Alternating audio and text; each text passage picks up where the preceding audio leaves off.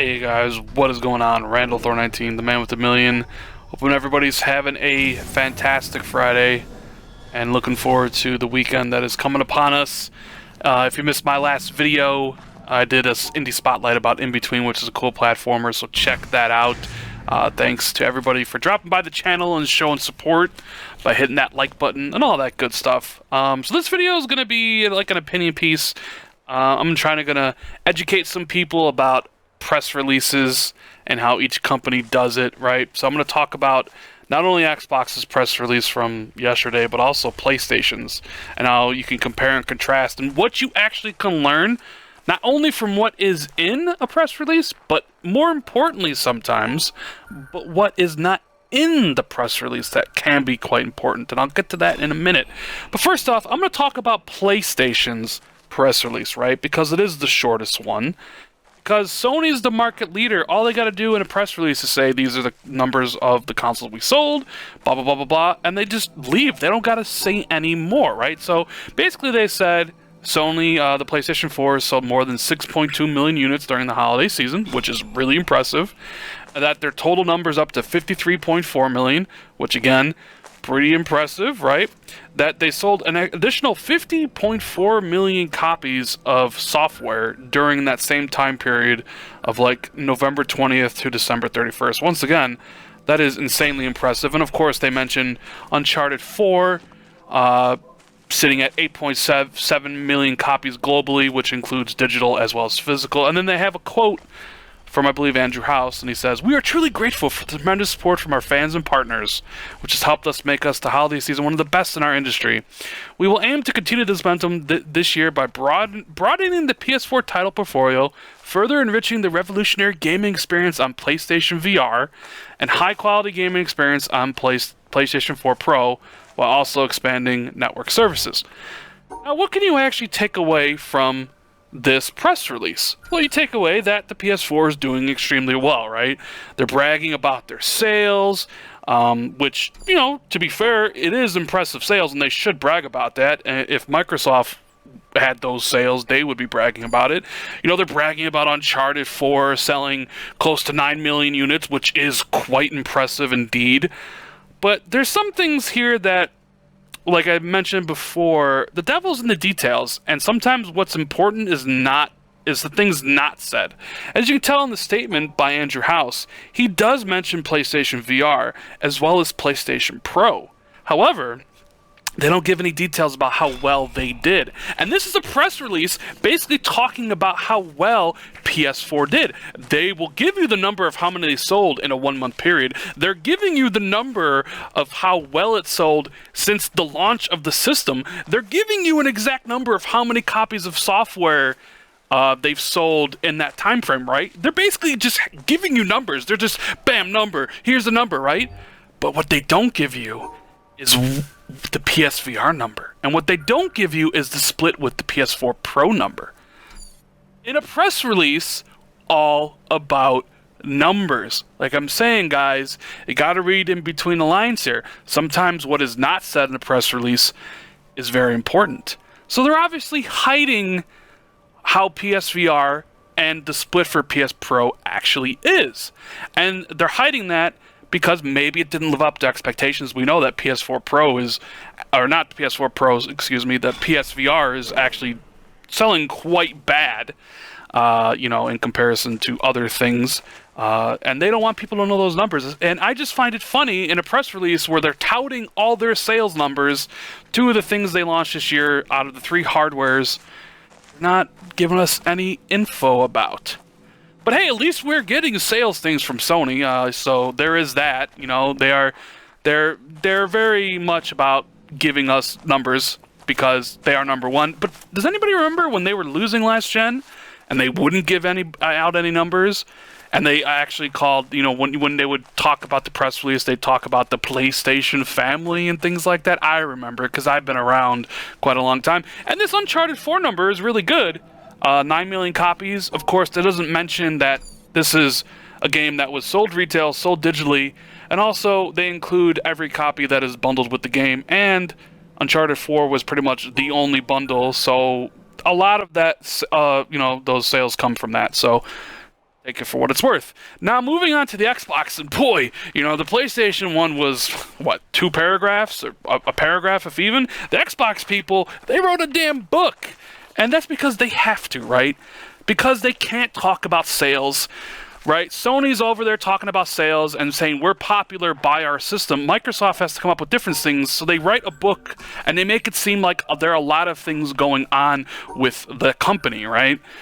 So what we have, Mike Nichols wrote this. They talk about, I'm not going to read it all because there's so much there to do. The first thing they kind of mention is that in November and December, we saw Xbox Live engagement reach an all-time high of 3.9 billion hours, up 23% compared to last year. That's a good number. More people are playing. Well, not more people, but the hours are up 23%. Obviously, that's good engagement. But let's get actually down to some of the games. So they say Xbox One owners enjoyed 400 new games, including Gears of War 4 and Forza Horizon 3. And it says here, Forza Horizon 3 became the best-selling, highest-rated racing game in 2016 and the biggest Forza launch to date. Now, that's great. That's actual information that we can use. So basically, they're saying that Forza had the best date. That's kind of like sales, right? Like, now we know that, okay, it's bigger than any Forza, right? Which is good. They won't give the sales out because, obviously, you can't really give sales out when Uncharted is doing 9 million, and Microsoft has this thing where they don't want to talk about sales. But we know that Forza's doing good. And they say the Forza franchise continues to grow and has now seen well over 14 million players on Xbox One and Windows 10. Now, you originally read that and it's like, wow, 14 million, that's quite a lot. But the devil's in the details, right? Like, 14 million players. Now, it doesn't say unique players. Now, I played Forza Horizon 2 and I played Forza Horizon 3. Do I count as 2 players? If there's 4 Forza games on the Xbox One, if I were to play all 4 of them, do I count as 4 towards that 14 million? Right? And they say players, they don't say owners, and they don't say unique, right? So anybody that actually starts the game up, any gamer tag that starts up, whether you own it or not, would be in this. It's interesting, they don't differentiate in between it. They're just talking about players. They make it seem the number to be as big as possible, right? But still, sounds like Forza's doing great. Now, you get to Gears of War, right? And, oh man, they write a huge paragraph about Gears of War 4. They talk about how it launched to critical acclaim, and then they include some of the scores from Game Informer and IGN and Polygon. It's like they want to be like, no, guys, the game was really good, and here's some reviews to prove it, right? And then they talk about how it delivered high dynamic range, and they quotes on the Xbox One S, and then 4K, and then they have in quotes on the Windows 10. They talk about being a Play Anywhere title. But this is weird. And they say, we are seeing incredible engagement on Xbox Live with nearly 23 million versus multiplayer and horde matches played since launch. Right? It's like, okay, I get it. Like, I get the fact that, you don't want to talk about Gears sales. You don't want to talk about sales for any of these games.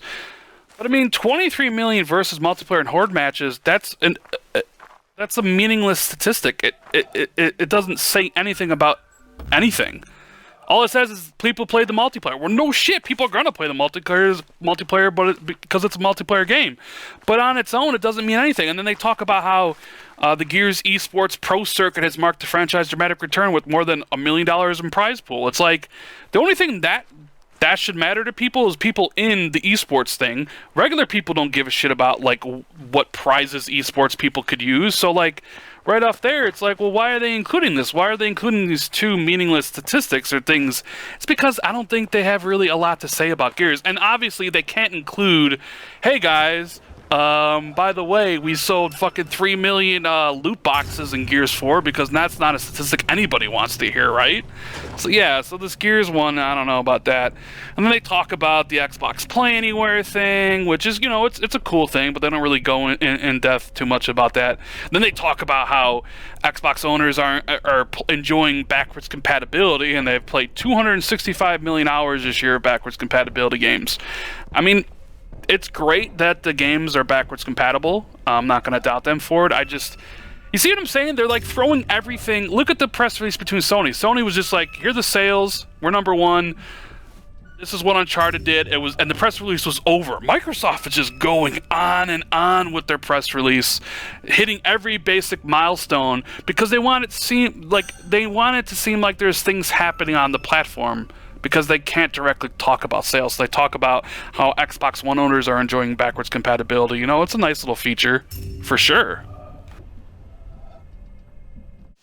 And then after backwards compatibility, they talk about Minecraft, right? Obviously, it's one of their biggest franchises, so you have to talk about that. Then they talk about Windows 10, and they say with new titles for Windows 10 and growth of Windows 10 devices, gamers played more than 2.5 billion hours in just November 2016, which is a 127% increase compared to November 2015. It's like, well, I would hope so. You added a lot more games this year in your Windows Store than the last year, so I would hope it's up. But once again, kind of a meaningless statistic. They don't talk about how many users they have or any of that stuff. They just talk about hours played. Then they say Xbox Live was rated the most reliable gaming network. It's like, okay. Then they talk about all the system updates been on Xbox, including clubs and looking for group and Cortana and background music. Like I said, man, like it just goes on and on. Like they're just basically just like writing a book about everything that's happened, right? Another interesting thing here is I've been kind of wondering about this myself, was that then they say fans have created over 2.4 million personalized Xbox wireless controller designs via the Design Lab, which is a great thing. I actually have one. You should check out the website. It's really good. But then you have to read, like I said, the devil's in the details, right? And they say created over 2.4 million personalized. Now, you can take that to mean, does that actually mean 2.4 million people, they've sold 2.4 million, right? Or did people just create 2.4 million different controllers on the website but didn't buy it? Because you can create different controllers and designs on the website and not actually buy it. So it's kind of, they want these numbers to sound impressive and all that stuff, but it's like, okay, I'm not really sure if they mean people bought the 2.4 million or if they just designed the 2.4 million and that's the number they're going with because it's higher. Either way, it's impressive. And then they get into this whole thing about, Xbox One S and the HDR titles that are on the system. And then they talk about looking forward to 2017, and there's some cool, interesting info here. And once again, you got to kind of look for what's not in the release, right? So they say, we will not only launch the most powerful console ever in Project Scorpio, but we also plan to bring a number of exciting enhancements to Xbox Live. We are especially excited about Halo Wars 2, which launches on February 21st, and there are also many other titles coming this spring, like Resident Evil 7, For Honor, Ghost Recon, Tekken 7, Mass Effect Andromeda, the South Park, Fractured Butthole, and Tacoma. They also talk about how there's new add-on and content expansions for 2016 titles, including Gears of War 4, Forza, ReCore, Dead Rising, blah, blah, blah, blah, blah, right? So the thing is here, you're looking at it, there's not a single mention of Quantum Break, so that franchise is dead. Microsoft ain't getting... Them and Remedy are, they're done. So they did mention ReCore. ReCore is getting an add-on, so that's cool. Do you notice they didn't mention any of the other games of 2017 besides Halo Wars 2, right? There's not a single mention of State of Decay 2. There's not a mention of Scalebound. There's not a mention of Sea of Thieves. And they talk about the games coming out in spring. They mentioned Halo Wars 2, so I wonder if Microsoft is really going for a thing of Halo Wars 2 in February and then not another new game until the end of the year, which I think would be a mistake. So, and we know these games are coming in 2017, like we know State of Decay, and we know Crackdown and all those other games that aren't in this press release are coming in 2017 because their Twitter, official Twitters have said so. And the fact that they're not here talking about early releases like Scalebound or anything, that leads me to believe that those games are probably coming out at the end of the year. So Halo Wars 2 might be the last kind of big game to release on Xbox exclusive-wise for a while, right? Like I said, sometimes it's not. It's what's missing from a PR release is just as important as one in there, especially that relating back to what I said about Sony and the PSVR and the PS4 Pro numbers, and then of course what's missing from Microsoft's press release, obviously being the sales, but also some of the other games that they mentioned and things like that. So interesting dichotomy between both press releases.